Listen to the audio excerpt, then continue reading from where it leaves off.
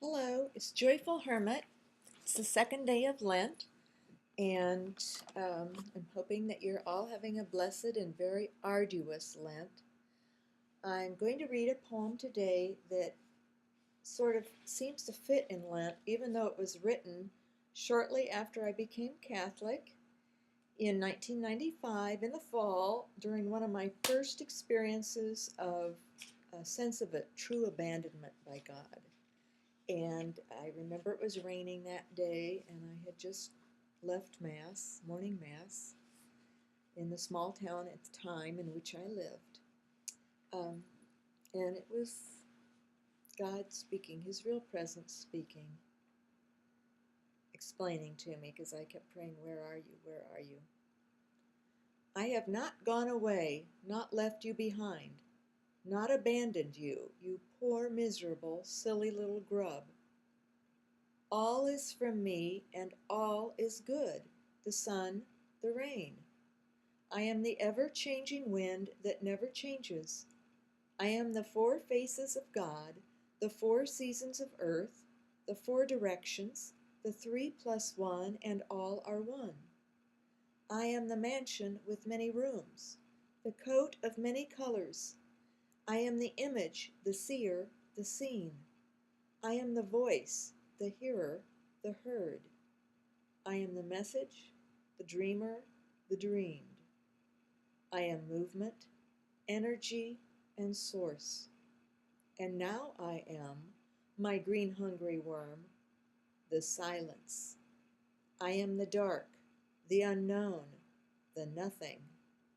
I am the empty which you try in vain to fill. I am eyes closed, but not asleep. So as you were told to go into your pain, and as you were told to exuberate in the temporal, now I say to roll in the colorless unleaves of my void. There you will find me if you do not look. And don't look. But since you will, anyway, peek through your fat, grubby fingers, I will tell you, you will see nothing. Rejoice and love. I am this nothing. Go into your hunger. Feed on that which will prepare you like the fatted calf. Fill yourself with my created and uncreated, and gorge yourself with all of me. And the other, what you call distractions, are merely attractions, which are being expunged, molted, recycled. All is me, the sun, the rain. Remember to love the rain. And we do indeed have a rainy day here in February 23rd, when usually, more often than not, we would be having a snow blizzard or something. So, anyway, I love that poem because it expresses so much, and I haven't read it in years. Happened to be a favorite of my late godmother, who was a religious sister in a convent in the small town in which I lived. And as it turned out, after a couple of years of close relationship, we had to part ways. We became um, godmother, goddaughter of prayer for one another. So oftentimes in life, our God keeps moving us through different relationships.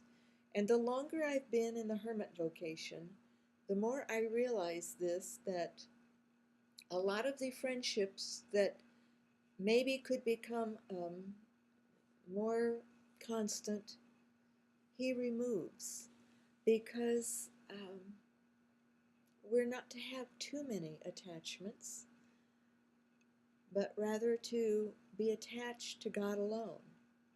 And so he provides us with the people that we need in our spiritual lives for a time. And even sometimes that means that family members are removed or grow more distant for various reasons.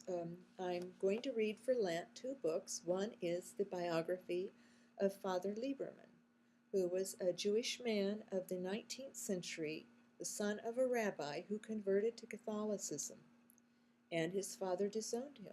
So he Later, I believe, I was just reading the introduction, he had a sister who became a Catholic and a religious sister.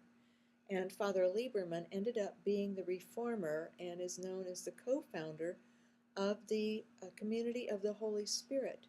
The African priest I had here for dinner Tuesday evening, um, I found out that he's a member of the Order of the Holy Spirit in Nigeria. And so I was asking him of any connectedness, saints or blesseds or servants of God that I might be aware of with that order, because I was not familiar with it. And he mentioned this Father Lieberman, and I realized, well, I have his biography and I have 4 books of his letters of spiritual direction. So I knew I have lots of books, so lots of them I have not read yet.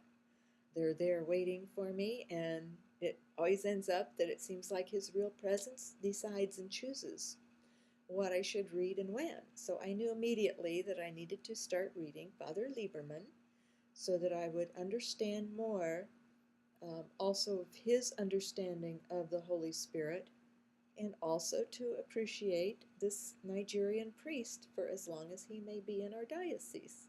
We never know how long. Um, but his real presence places people in our lives for short periods or longer periods, just depending on his will and what he knows our needs are. The other book I'm going to read is by Père Garrigou-Lagrange, and he happened to be a very favorite professor of John Paul II. Garrigou-Lagrange was, I think, Dominican. He was a scholar of the St. Thomas of Aquinas, Thomist, theologist, and he theologian, and he wrote many, many books, including some on the spiritual life and mysticism, contemplation. But this particular book is on the Trinity and God the Creator. So I'm looking forward to all these readings, and I was just getting ready to practice the harp a little bit. I like to play even liturgical songs. I'm learning the harp late in life. It's very difficult for me to sit to play, but I do just little bits now and then. Um, my motto is just adore him. And I was given that motto by the Virgin Mary, I think probably at the end or toward the end of my first year of being a Catholic. And it happened in prayer in a small chapel. I had been excluded from a Mass in which the bishop was going to celebrate.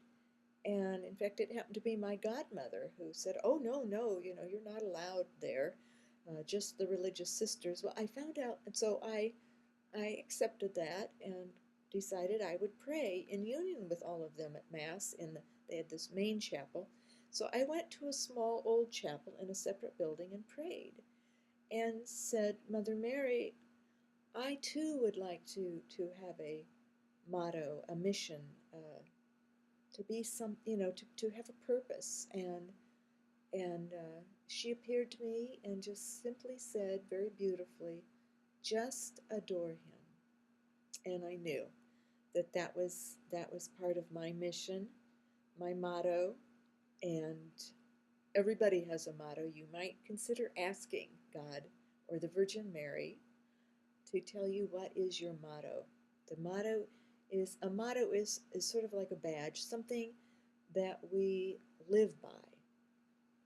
So my harp playing, even though it's very rudimentary, I'm learning on my own. I did have some harp lessons for a while, but I was going through a very ill period of time there, and I think it was very frustrating for the harp teacher.